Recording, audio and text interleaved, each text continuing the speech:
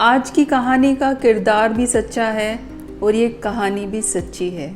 ये कहानी है किसी के जीवन की हकीकत। इस कहानी का किरदार कौन है ये मैं आपको बताऊंगी कहानी के अंत में, तो बने रहिए मेरे साथ। ये कहानी है एक लड़की की, एक लड़की जो पढ़ने में बहुत होशियार थी।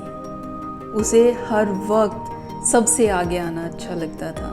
पढ़ाई में बिना किसी की मदद, बिना किसी ट्यूशन के उसे लगता था कि वो सब कुछ कर सकती है जो बाकी बच्चे किसी की मदद से कर रहे हैं। वो इतनी होशियार थी कि वो हर क्लास में अच्छे मार्क्स लेकर आती थी और अच्छे से पढ़ती थी। सब कुछ जीवन में अच्छा जा रहा था। एक वक्त ऐसा आता है जब उसकी 10th की परीक्षा आती है तो हालात कुछ ऐसे होते हैं कि उसका स्कूल छूट जाता है।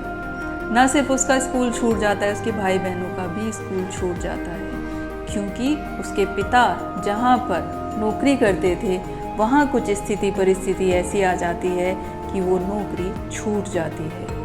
अचानक से शहर में पलने वाले वे बच्चे गांव में पहुँच जाते हैं। गांव में पहुँचकर क्योंकि हालात अच्छे नहीं थे, सिर्फ खाने का गुजारा मुश्किल से हो पा रहा था, तो पढ़ाई कहाँ से होती। इसी बीच उस लड़की के पिता के पुराने दोस्त जो साथ में कभी पढ़ा करते थे वो उनकी मदद करते हैं, जो कि गांव में एक टीचर होते हैं। वो अपने स्कूल में उनका एडमिशन कराते हैं। अब ये लड़की 10th में आ चुकी थी, इसकी 10वीं की परीक्षा थी। समस्या ये थी कि ना तो स्कूल जाना हो पाता था, बस एडमिशन हो गया, पर एडमिशन के बाद ना तो किताबें थी ना स्कूल जाना हो पाता था, क्योंकि उतना कुछ पास में था ही नहीं। यही गनीमत थी कि उसके पिता उसका एडमिशन स्कूल में करा पाए उन टीचर की मदद से। एडमिशन हो जाता है। जहाँ 10वीं के बच्चे ट्यूशन्स करते हैं, उस बच्चे के पास कुछ भी नहीं था। फिर से वही टीचर काम आते हैं और किसी से पुरानी किताबें इस बच्चे को दिलवा देते हैं।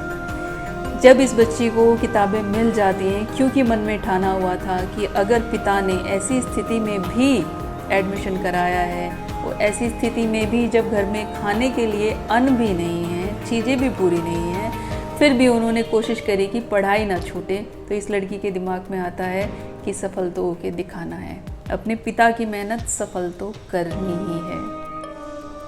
अब समस्या आ जाती है पढ़ाई की। गाँव में बिजली का साधन नहीं था, लैंप या लालटेन में पढ़ा जाता था। एक कमरा जिसमें घर के 5 से 6 लोग रहते थे, उसी में सोना, बहुत छोटा सा कमरा, उसी में सबकी गुजर बसर होती थी। अब क्योंकि 10वीं का इम्तिहान था, बड़ा इम्तिहान होता है जिसे पास करना होता है, बोर्ड की परीक्षाएं होती है, तो वो वहाँ तो नहीं पढ़ सकती थी। वो जहाँ ऊपर कमरे में रहती थी, नीचे एक लाइट जला करती थी, वहाँ अंधेरा बहुत होता था। वो सुबह का अलार्म लगाती थी 3 बजे का। 3 बजे उठना, उस अंधेरे कमरे में जाना और पढ़ना। जब वो अंधेरे कमरे में पढ़ती थी तो पड़ोसी उसे देखती थी कि इतनी सुबह उठकर पढ़ कैसे लगती है। 1-2 लोग जिनको बर्दाश्त नहीं हो रहा था कि ये पढ़ कैसे रही है, वो उस लड़की को डराना शुरू कर देते हैं। वो बोलते हैं, तुम इतने अंधेरे में नीचे आती हो, तुम्हें डर नहीं लगता?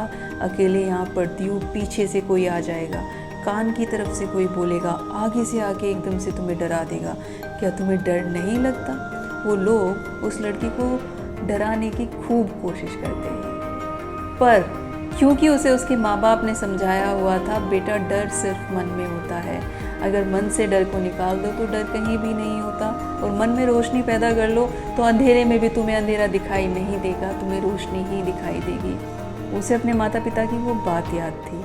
वो अपने माता पिता की उसी बात को मन में ठाने हुए रोज़ सुबह 3 बजे उठती, खूब मन लगाकर पढ़ती। ना उसे किसी शिक्षक का साथ मिला था जो उसे बता पाता क्या आना है क्या नहीं आना है, परीक्षा के लिए क्या तैयारी करनी है, पर उसने मन में ठाना था कि सब कुछ कर लेना है, जो भी आएगा, आना तो यहीं से है। वो लड़की दिन रात मेहनत करती है, हर दिन मेहनत करती है। रात होती है, वो इंतज़ार करती है कब सुबह के वो 3 बजेंगे, उसका अलार्म बजेगा, वो उठेगी और पढ़ेगी। वो मन लगा कर पढ़ती है। परीक्षा के दिन आते हैं। परीक्षा के वक्त क्योंकि वो गांव में पढ़ रही थी तो माहौल ऐसा था कि खूब वहाँ पर नकल की जा रही थी, यार दोस्त सबकी मदद करते थे नकल कराने में, गलत तरीके से पास करवाने में। वहीं वो लड़की वो सब चीज़ें देखती रहती थी पर उसका ध्यान अपने काम पर होता था। वो अपना एग्ज़ाम बहुत अच्छे से देती थी। सबको लगता था पता नहीं क्या ही ये लड़की लिख रही है, पर वो चुपचाप अपना काम करती थी। 10वीं की परीक्षा समाप्त हो जाती है। 1-1.25 महीने के बाद वक्त आता है रिजल्ट का। वो बड़ी डरी हुई सी, सहमी हुई सी। मन में था कि उसने सब किया है, पर फिर भी क्योंकि वक्त बुरा था तो कुछ डर बैठा हुआ था, न जाने क्या होगा। इम्तिहान का रिज़ल्ट आने का दिन आता है। उस दिन जब रिज़ल्ट अनाउंस होता है और पता चलता है कि रिज़ल्ट आ गया है, उसकी सांसें थम जाती हैं। उसकी सांसों के साथ साथ उसके माँ बाप की भी धड़कनें तेज हो रखी थी।